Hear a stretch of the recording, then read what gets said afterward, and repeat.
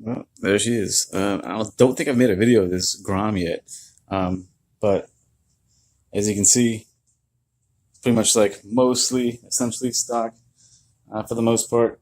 It's a bunch of cool goodies and stuff on there, but that's pretty much what it is for now. If you do like what you see, go ahead and hit that like button.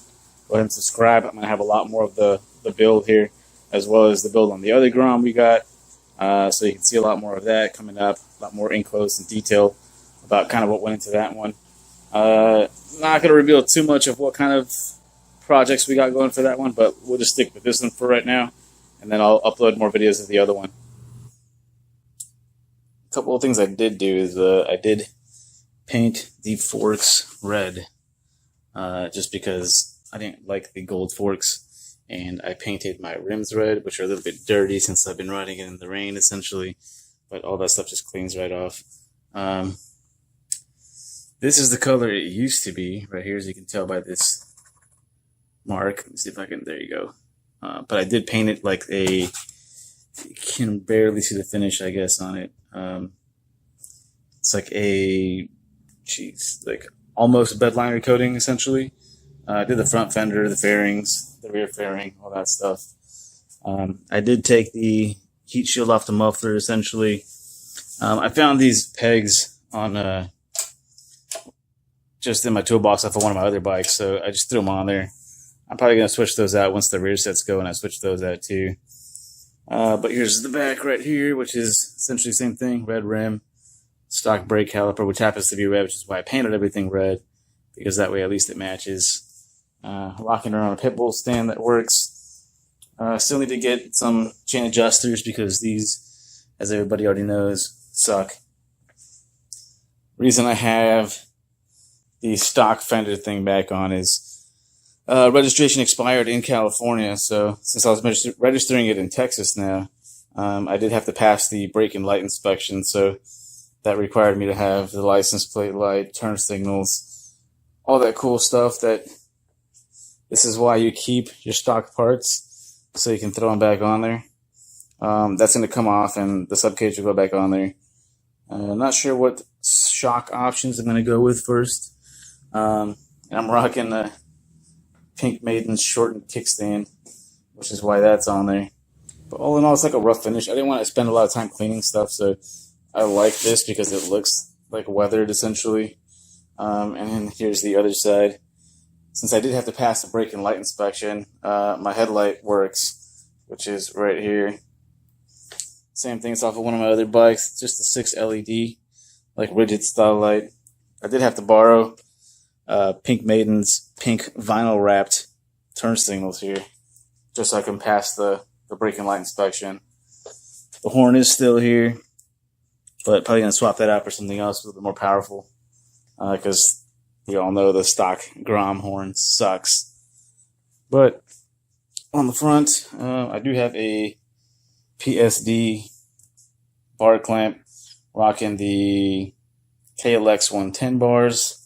And I do have a one finger clutch, which is a one finger. I do make a 2-finger, which is the one Pink Maiden rocks on her bike. But I opted for this one. Still have to get the handbrake set up. But pretty much what it is, essentially, gauge. I just took the backing off the gauge, just because I don't want it on there if the whole fairing thing isn't on there. Just has a ram mount, standard ram mount. I think it's like a zip tie edition, which is made for like handlebars. So it's like, I think it's like $25 or so. I don't like these grips at all. So ODI, these grips suck. They just wear down too easily. I don't even think these are that old, just from like street riding and trips and stuff. They end up getting pretty cooked in the sun too, if you just go to like a ride and leave them out.